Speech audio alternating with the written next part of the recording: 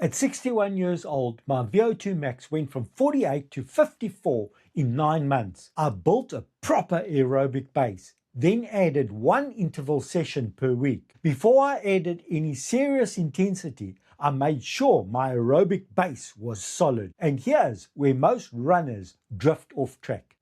For me, that meant recovery runs in true zone 1, not kind of easy, properly easy.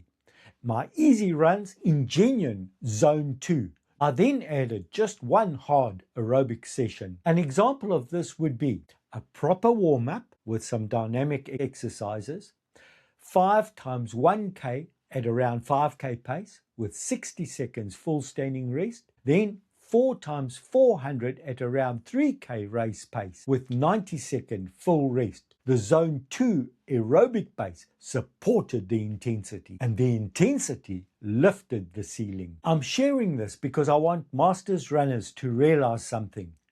You are not done.